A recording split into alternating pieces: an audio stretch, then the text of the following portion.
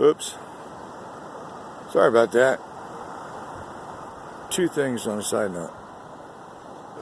There are two recordings this morning. I still don't know what the fuck I'm doing with all this electronic computer shit. I'm working on it, but in the meantime, for the time being, the videos that I upload to my channel are going to be unedited and unfiltered. I'm probably going to definitely say something stupid, somebody's going to get pissed, or violate a rule, or some dumb shit. I don't know. I don't care. Two reasons why I'm doing it this way. One, as I've stated, I don't know how to fucking work the editing bay and all that other crap. Yeah. And two, and more seriously,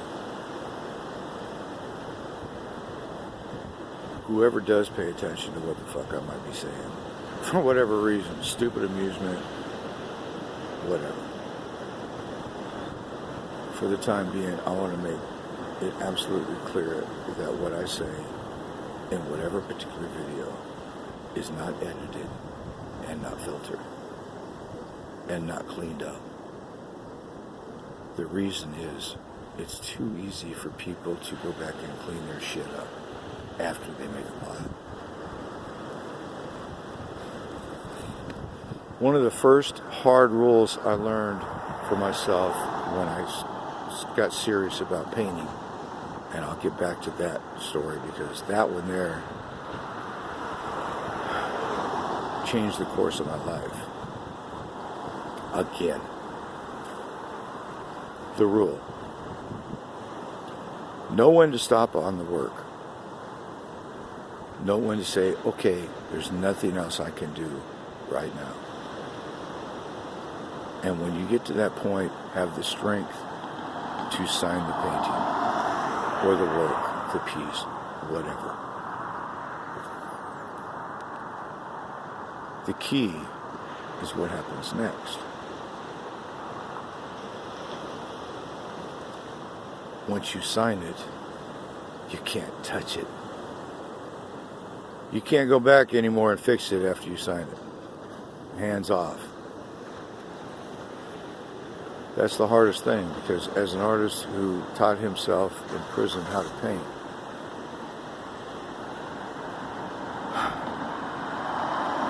as soon as I started painting, I could find 15 things that I fucked up I could have made better. But only the discipline of saying, okay, when I signed it, I believe it was done. It's done. No going back and cleaning up the lines.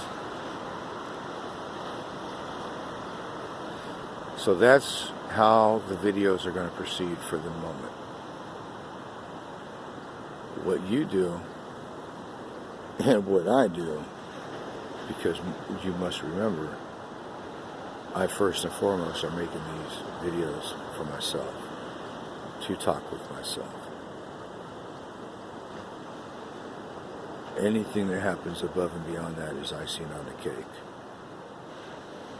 That you get a laugh, amusement if you're here, a piece of information, something you didn't quite understand before about the life in prison and the transition back to the free world. Hey, that's fucking awesome. I'm actually doing something productive and positive, and that's a good thing. Again, I digress. So, there's where we stand on editing and video and all that other shit. Getting back to life and lifers. Schooley was only the first lifer I knew. I've lost count on how many I knew over the years. In the prison system, whether it's Arizona, Virginia, where I started, California, lifers, to a point, stand outside the social structure of the prison yard. That's because anybody that walks on the fucking yard knows immediately, oh, he's a lifer. He's already killed somebody. I might not want to fuck with him. But beyond that, if you survive 15, 20, 25, 30 plus years, there's a reason. Yes, we as lifers, all of us, I count myself as one, because I am one. And if you really wanted to know the details to my life sentence, Virginia DOC number 123486. Kenneth, Knnith, Leland, Leland, KL, LaRue. Arizona, DOC number 103583. X.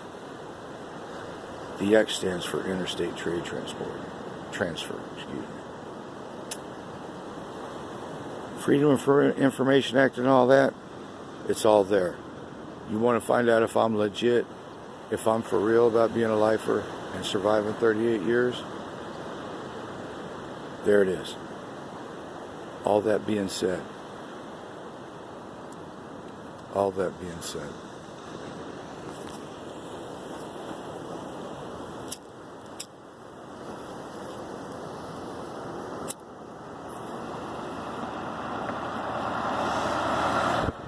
The life of Clark.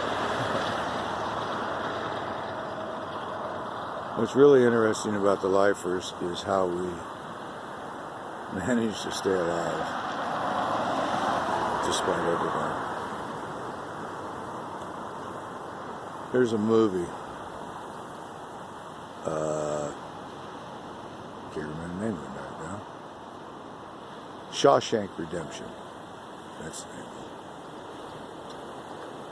Fuck the escapees and all that other shit. The old man, Red, the one who got out and realized he couldn't handle it.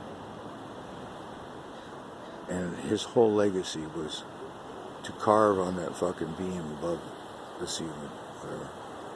Red was here. And then he hung himself from that very spot.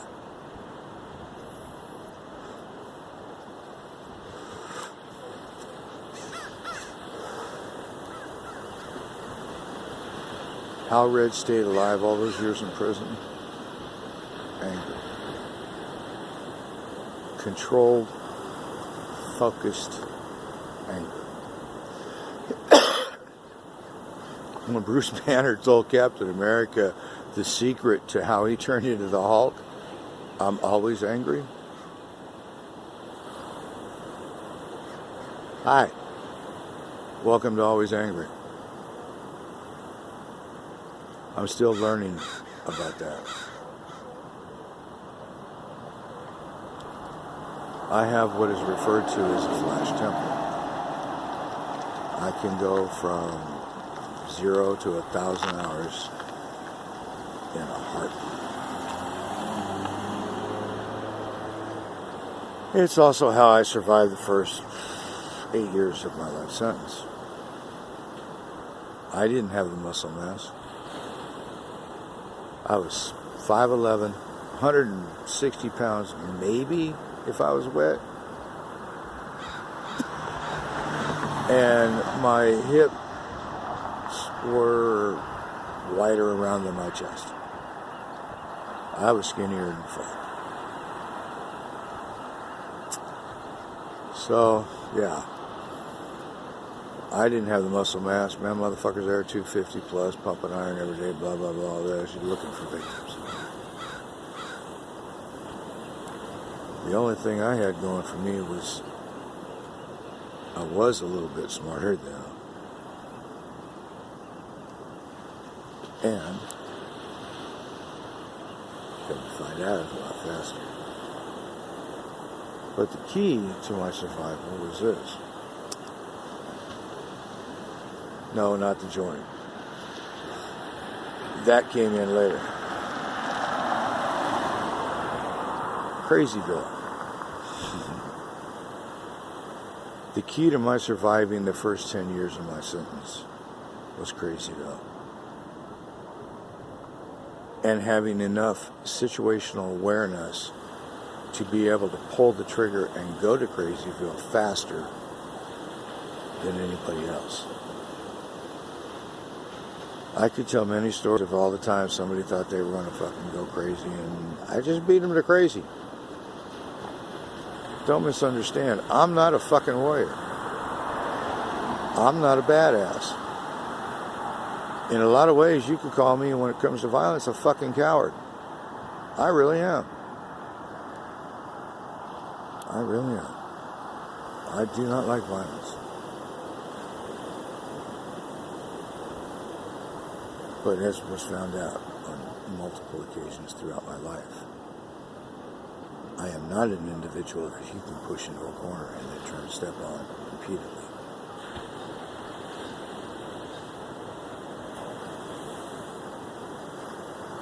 We'll let that go for now.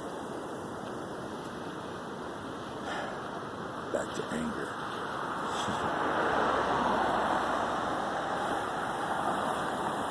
So yeah, that's how I survived. I got to Crazyville faster than everybody else.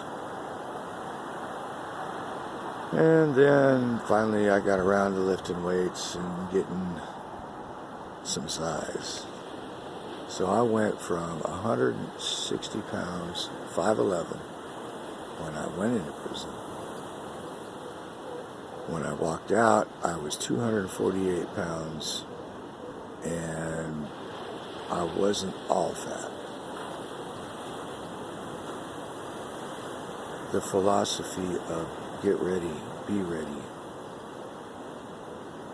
in prison is one that is very simple yet very complex in a way.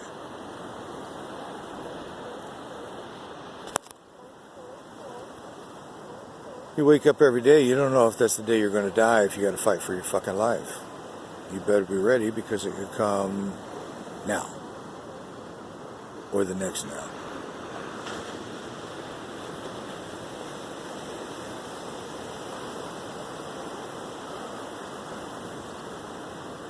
Those aspects of the life sentence I'll get into later, but understand today is just an introduction to us and our philosophy. And it's coming in a slow but crystallization type epiphany that part of what I need to do with this channel is help understand why giving somebody more than 20 years flat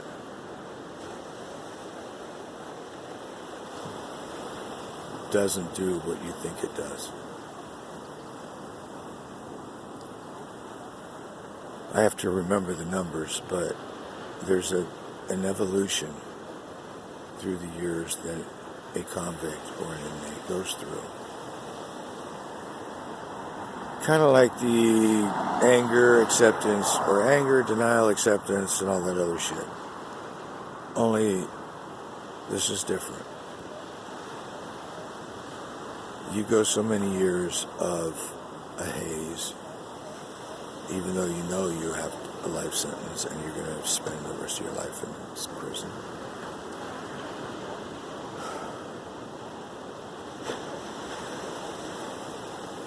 It is my hope to use this channel in a positive way for those lifers who are just doing their time the best they can where they're at. Do they know they fucked up? Are they guilty and all that shit? At this point, that's between them and God, wherever He is.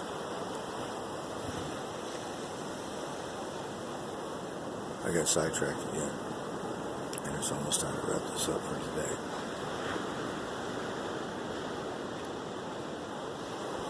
Anger is what fuels the lifer to stay alive. What I've come to realize I don't need the anger out here as much. And I don't need to be ready as much. I went from 248 pounds the day I walked out of prison to a standing this morning 207 pounds. I will be 60 years old in about 30 days.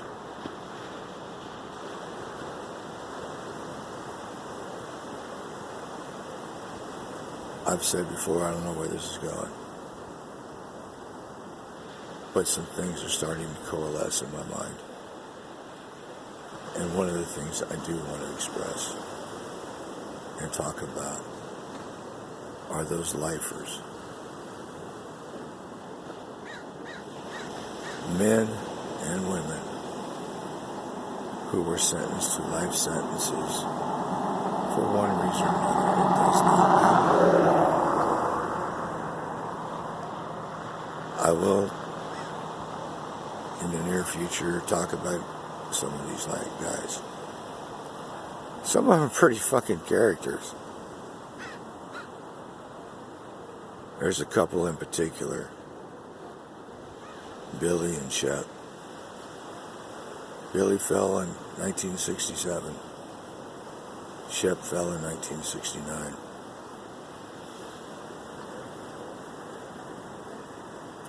They were still alive when I left prison in 2017. Do the math. Figure out how long those two individuals survived in that world.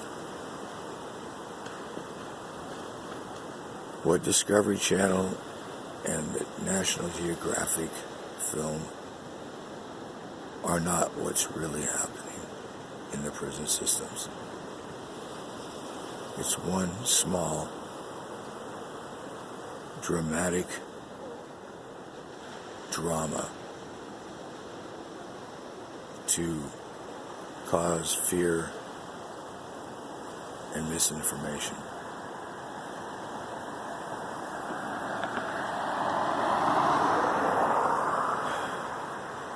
I have some thinking to do. There are things that need to be said.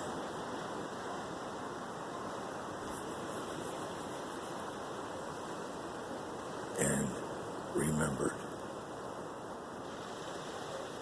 Most of you will not understand what I'm talking about. But there are many who have someone, who knows someone, who is close to someone, or is, was, or had a life sentence. You friends, brothers, sisters, you know what I'm talking about.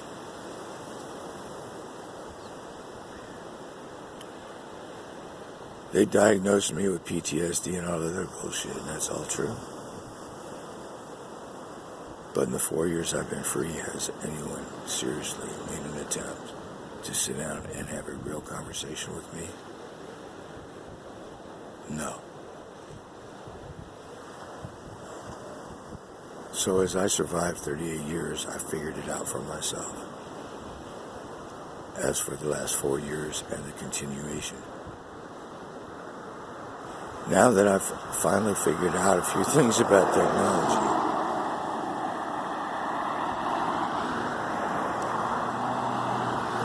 maybe I can share.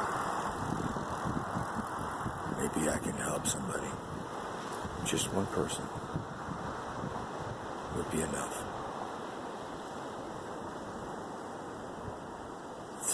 Even in all the darkness, through all the darkness that I survived, and the darkness that I perpetrated upon others for my survival, there are a handful of individuals that I was able to reach and help.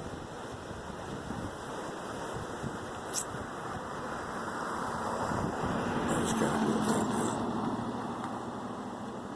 I would really like to do that again.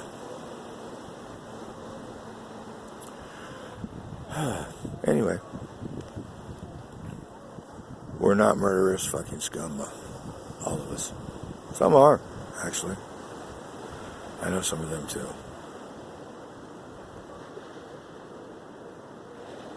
But as I close this morning, just understand that the word life and the word lifer are two different words. And those that have to carry the burden of lifer,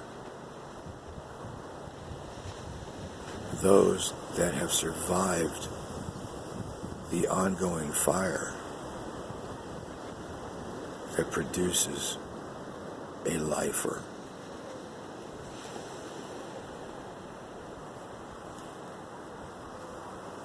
There's a lot more to us than you ever understand.